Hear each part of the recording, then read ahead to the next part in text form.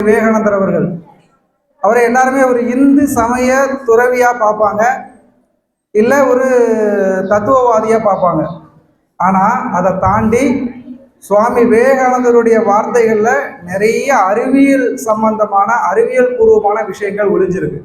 ஒன்றுமே இல்லை, அண்ணன் கையில் வச்சிருக்கக்கூடிய அந்த நோட்டீஸில் ஃபஸ்ட்டு பாருங்க, மேலே இருக்கக்கூடிய தொடக்கத்திலேயே சுவாமி விவேகானந்தருடைய பிரபலமான ஒரு வார்த்தை ஒன்று இருக்கும்.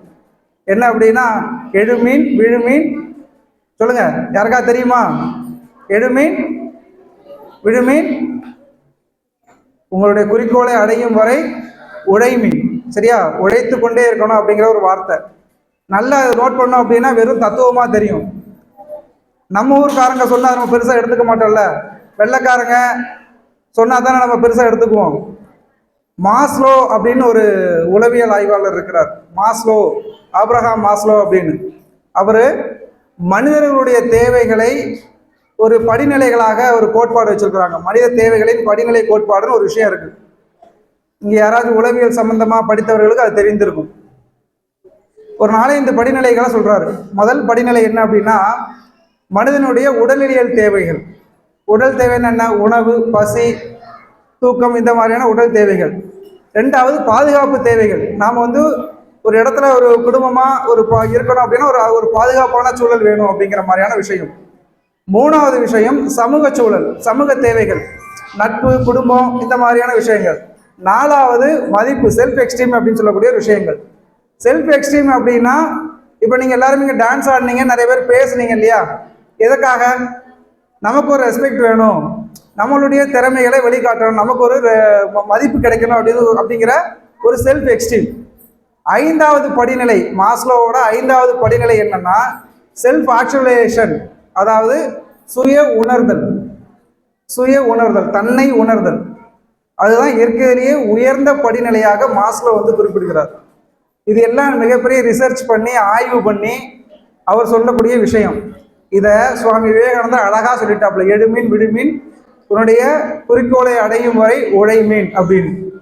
எழுமீன்னா என்ன? காலையில் தூங்கி எந்திக்கிறதா? காலையில் தூங்கி எந்திக்கிறதா? அது இல்லை. உங்கள் உள்ளத்திலிருந்து நிறைய கேள்விகளை நீங்களே கேட்டுக்கணும். நான் யாரு?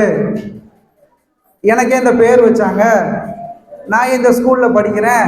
இந்த கேள்விகள்லாம் பார்க்கும்போது ரொம்ப சில்லியா சிரிப்பா இருக்கும். இதை தாண்டி அந்த கேள்விகள் தான் உங்களுக்குள்ள ஒரு எழுச்சியை ஏற்படுத்தும்.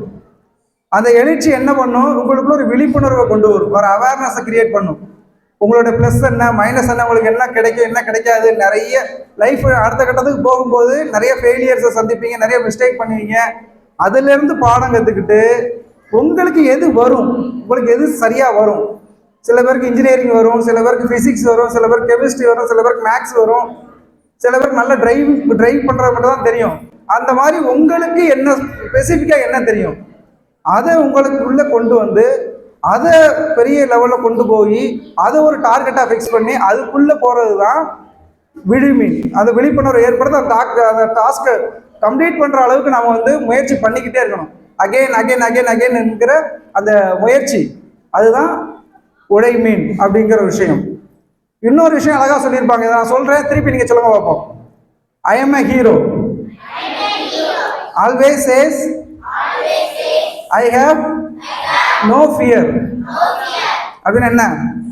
நான் தான் ஹீரோ, நான் தான் ஹீரோ, நான் எப்பவுமே சொல்லுவேன் எனக்கு பயம் கிடையாது. புரியுதா? இத உளவியல்ல என்ன சொல்றாங்க அப்படின்னா சிபிடி, காக்னிட்டிவ் பிஹேவியர் தெரப்பி, நடத்தை மாற்று சிகிச்சை, நடத்தை மாற்று தெரப்பின்னு இதுக்கு அர்த்தம். அதாவது நமக்குள்ள இருக்க நெகட்டிவ்ஸ் எல்லாம் எடுத்து தூர போட்டுட்டு பாசிட்டிவ் வைப்ரேஷனோட நம்ம சர்வே பண்ணணும் அப்படிங்கிற விஷயம். அவர் ஒரு வார்த்தையில சொல்லிட்டாங்க. இவங்க உட்காந்து ரிசர்ச் பண்ணி மேலை நாட்டு அறிஞர்கள் நமக்கு ஒரு தியரியா கொடுக்குறாங்க. புரியுதாமா உங்களுக்கு? இப்ப நீங்க யாரு?